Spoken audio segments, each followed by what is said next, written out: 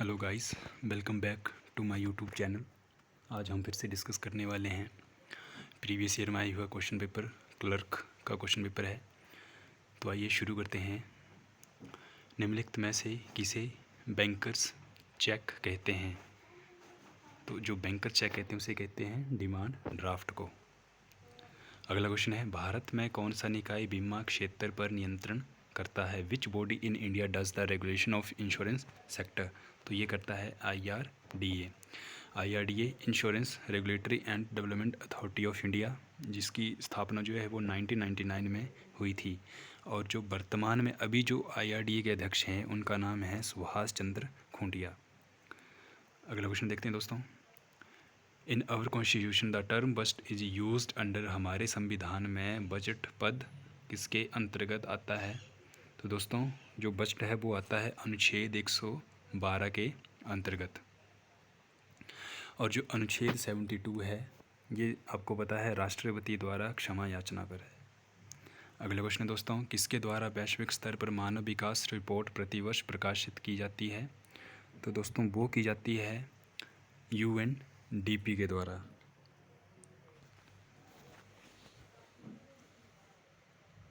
अगला क्वेश्चन देखते हैं दोस्तों, निगम कर किसके द्वारा लागू किया जाता है? तो जो निगम कर है वो लागू किया जाता है सेंट्रल गवर्नमेंट के द्वारा, केंद्र सरकार के द्वारा। सी इसका राइट आंसर होगा।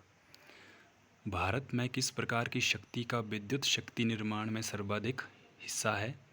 इसका जो राइट आंसर है दोस्तों वो है ऑप्शन सी, थर्मल तापीय शक्ति का हिस्सा है। अगला क्वेश्चन है, the balance of payment of country is a systematic record of, किसी देश का भुगतान संतुलन एक सुव्यवस्थित रिकॉर्ड है। इसका जो राइट आंसर है दोस्तों वो है ऑप्शन सी, एक देश से अन्य देश की सरकार के मध्य आर्थिक लेन देन का। अगला क्वेश्चन देखते हैं दोस्तों, ब्लू चिप कंपनी क्या है? What is blue chip company? तो ब्लू चिप कंपनी है अति मूल्यवान कंपनी। ऑप्शन सी इसका राइट आंसर है। सर्वप्रथम किसके अंतर्गत द्वैध शासन का प्रारंभ हुआ था? तो जो द्वैध शासन का प्रारंभ हुआ था इसका जो राइट आंसर है दोस्तों इनमें से कोई नहीं, क्योंकि इसका जो राइट आंसर है वो है गवर्नमेंट ऑफ इंडिया एक्ट 1919 में। अगला क्वेश्चन है दोस्तों, भारत के लिए कैबिनेट मिशन योजना ने विचार रखा था, तो वो विचार रखा था यूनियन ऑफ स्टेट्स का। अगला क्वेश्चन है दोस्तों, article 368 of constitution of India deals with, तो जो आर्टिकल 368 है वो डील करता है the power of the parliament of India to amend the constitution. संविधान में जो संशोधन की शक्तियां हैं वो है आर्टिकल 368 में। भारत में एकल नागरिकता किसकी देन है? तो जो सिंगल सिटीजनशिप है वो देन है US संविधान की। तो जो हमारी जो एकल नागरिकता है वो US के संविधान से ली गई है। अगला क्वेश्चन देखते हैं दोस्तों, सोशलिज्म रेफर टू समाजवाद से संदर्भ है, उपयुक्त में से इसमें से कोई नहीं लग रहा है, तो ऑप्शन डी। अगला क्वेश्चन है, भारत का संविधान भारत को दर्शाता है एक, तो भारत को दर्शाता है एक राज्यों का संघ। आधार इज अ प्रोग्राम, आधार एक भारतीय निवासियों को पहचान प्रदान करने का कार्यक्रम है। भारत में प्रेस की स्वतंत्रता, भारत में प्रेस की स्वतंत्रता है संविधान के विशेष रूप से प्रदत्त, तो इसका जो आर्टिकल है वो है 19 part 1। The right to vote in India is a, Bharat में मत देने का अधिकार है संवैधानिक अधिकार। अगला क्वेश्चन देखते हैं दोस्तों। आरटीआई अधिनियम का उद्देश्य है सार्वजनिक प्राधिकरणों से सूचना तक पहुंच निश्चित करना। Option A is the right answer. Fundamental duties do not enjoy any, इसका जो राइट आंसर है दोस्तों वो है लीगल सैंक्शन, विधिक स्वीकृति। अगला क्वेश्चन दोस्तों। राज्य के नीति निर्देशक सिद्धांतों में वर्णित समान नागरिक संहिता सुनिश्चित करती है नेशनल इंटीग्रेशन, राष्ट्रीय एकता को। अगला क्वेश्चन है कौन भारत के उपराष्ट्रपति के पद पर लगातार 2 अवधि तक रहे थे?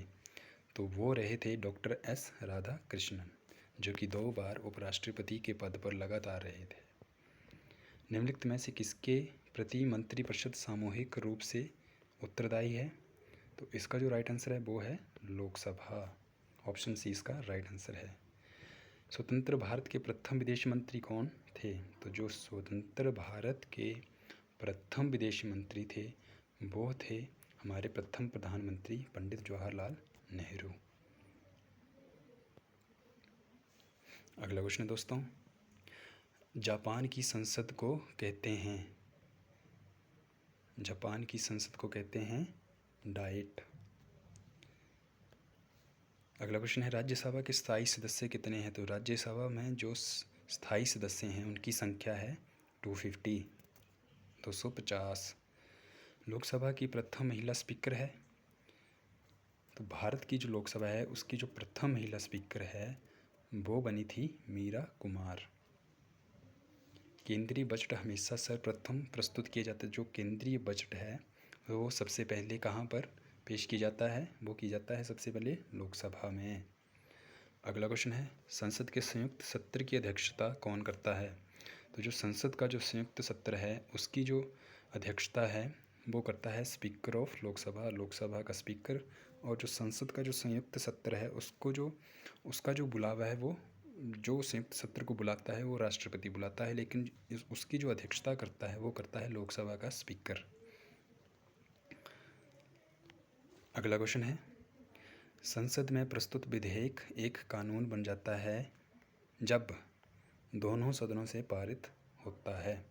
संसद में जब किसी बिल को या किसी विधेयक को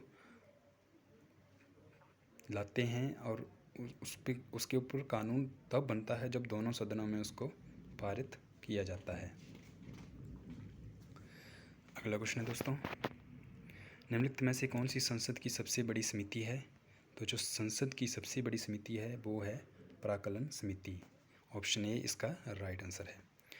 the supreme court of India enjoys, Bharat के सर्वोच्च न्यायालय को प्राप्त है अपीलीय क्षेत्राधिकार। ऑप्शन सी इसका राइट आंसर है। अगला क्वेश्चन है who can appoint in a district जज, तो कौन एक जिला न्यायाधीश की नियुक्ति कर सकता है? तो वो करता है केवल उस राज्य का राज्यपाल। ऑप्शन बी इसका राइट आंसर है। मुख्यमंत्री को नियुक्त करता है उस राज्य का राज्यपाल। अगला क्वेश्चन है भारत में पंचायती राज व्यवस्था कब लागू हुई थी? तो ये लागू हुई थी 1959 में। सबसे पहले लागू हुई थी किस राज्य में?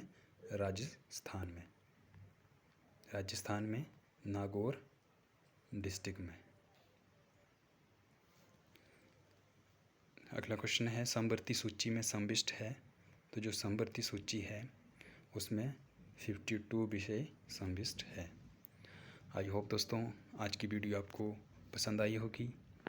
तो मेरी आप सबसे रिक्वेस्ट है कि मेरे चैनल को सब्सक्राइब करें, लाइक करें और कमेंट कर दें और साथ ही इसको शेयर करें ताकि ऐसे मैं आपके लिए और क्वेश्चन लाता रहूं।